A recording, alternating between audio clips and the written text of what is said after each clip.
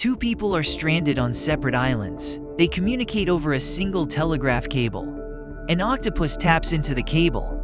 It has never seen a coconut, never felt a rope, never touched the world these humans share, but it hears every word that passes between them for years. Eventually, the octopus can insert plausible messages that fool both humans. It has learned the statistics of their conversation. Has it learned their language? That is the octopus test. And it has been haunting this field since 2020. Welcome to video 9 of lecture 10. Today, the biggest running question of this course: do LLMs actually understand anything, or do they only imitate understanding? We are going to give this a serious, honest, non-cop-out answer. Bender's octopus, Bender's stochastic parrots, Piantadosi's counterargument, and what the reasonable position looks like when you take all three seriously. We have spent 9 lectures building up the machinery: tokenization, syntax, semantics, word embeddings, transformers, alignment. Every video has ended with a version of the same question: does this system understand? In the first video of lecture 1, I promised we would come back to it at the end. We are here, and I owe you an honest answer. The temptation is to punt, to say, well, it depends on how you define understand. Fine, let us actually define it. Understanding, at minimum, means the ability to connect language to things that are not language, to the world, to sensations, to intentions, to consequences. If a system only relates words to other words, we say it has form. If it also connects words to non-linguistic things, we say it has meaning. That is the distinction Bender and Koller drew in 2020. It is not a cop-out. It is a technical claim you can hold the system against. Today's 3 beats. First, the case that LLMs do not understand. Bender and Koller 2020's Octopus, Bender 2021's Stochastic Parrots. The form versus meaning argument. Second, the case that they might. Piantadosi 2023. The behavior versus mechanism distinction, and what we actually observe LLMs doing. Third, the reasonable position, where I land after taking both sides seriously, because you should not walk away thinking it is either camp fully. Beat 1. The case that LLMs do not understand. Emily Bender and Alexander Koller, ACL 2020.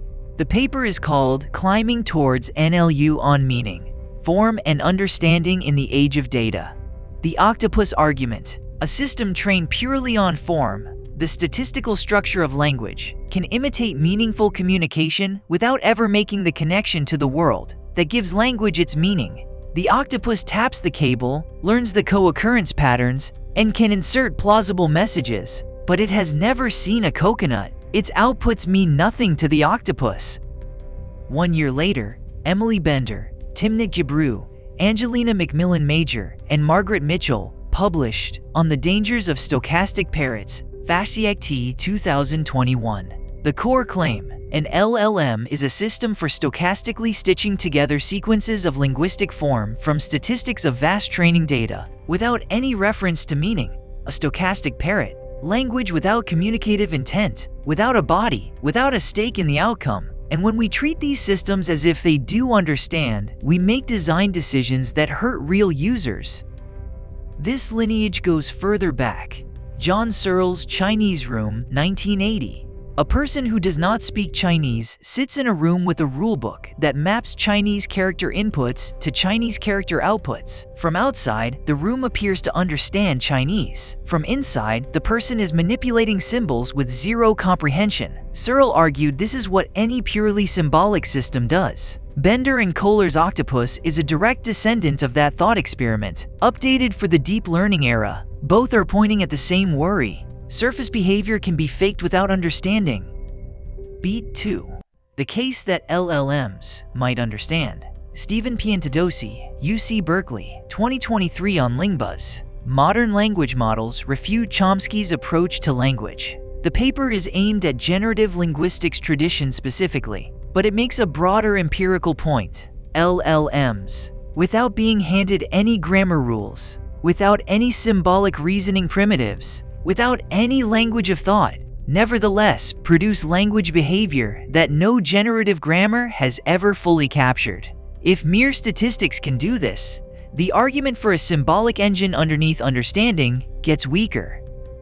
There is a second, broader argument in Piantadosi and related work. When you probe an LLM's internals, as Veit covered with interpretability, you find features that do map to non-linguistic concepts. A feature for what the Golden Gate Bridge is fires for both the string Golden Gate and a picture of the bridge and even the word suspension in bridge contexts. That is exactly what Bender and Koller's meaning connection would look like. LLMs trained purely on text have grounded some concepts into representations that behave like non-linguistic reference. Not all concepts, but some. The behavioral evidence is also worth taking seriously. LLMs pass reading comprehension tests calibrated on humans. They generate correct code for novel specifications. They reason about counterfactual scenarios they were never trained on. They translate between languages they have almost never seen paired. If a system behaves as if it understands, and its internal representations look like they understand, at what point does insisting it does not really understand stop describing the world and start being a definitional maneuver? Beat 3. The honest middle. Here is where I actually land, having taken both sides seriously. LLMs are not humans and do not understand the way humans do. That is not defensive. It is empirical. They have no body, no persistent memory, no stake, no continuous existence. They do not remember what happened in yesterday's conversation. They cannot be surprised by evidence. But the alternative claim that they have no meaning-like representations at all also fails against the interpretability evidence. What we should say is that LLMs have partial, limited, weird-shaped understanding.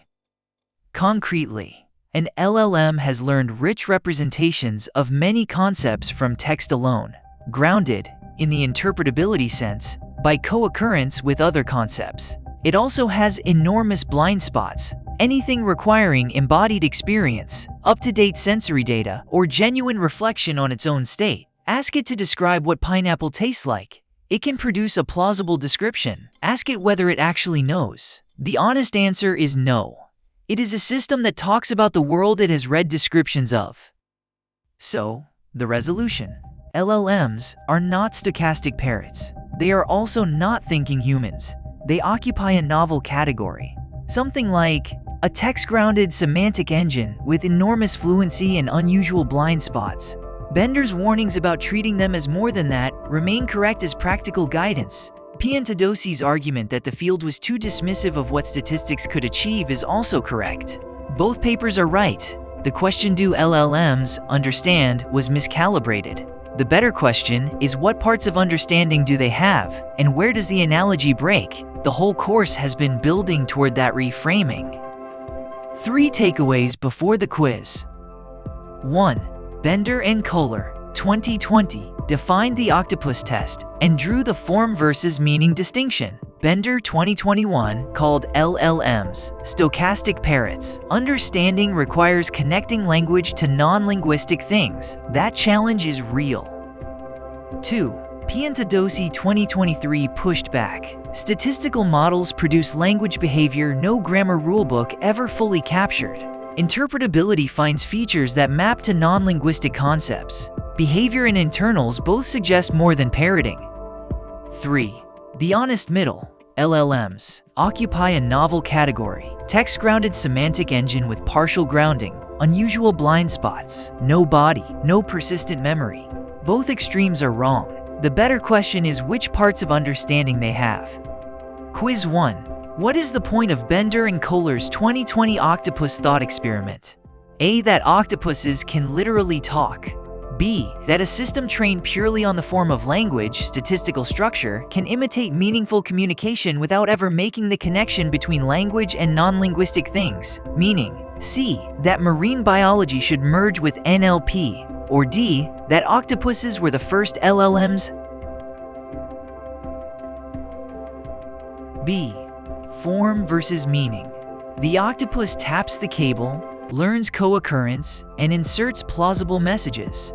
It has never seen a coconut. Its outputs are, from its own point of view, meaningless. Bender and Koller argue That is roughly the epistemic situation of a text-only LLM. Quiz 2. What is Piantadosi 2023's key empirical argument? A. That LLMs are conscious. B. That LLMs, trained purely on statistics with no built-in grammar or symbolic reasoning, produce language behavior that no generative grammar rulebook has ever fully captured, weakening the case that understanding requires a symbolic engine. C. That LLMs cannot handle syntax. Or D. That Chomsky was right. B. If statistics can do it, symbolic engine arguments for understanding weaken. Plus, interpretability finds features that map to non-linguistic concepts. Together, those two things are the strongest evidence LLMs have some meaning-like representations. Quiz 3.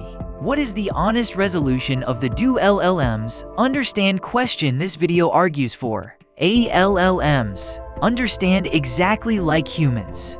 B. LLMs occupy a novel category, text-grounded semantic engines with partial grounding, high fluency, and unusual blind spots. No body, no persistent memory, no stake. Both they fully understand, and they are pure parrots are wrong. The better question is which parts of understanding they have.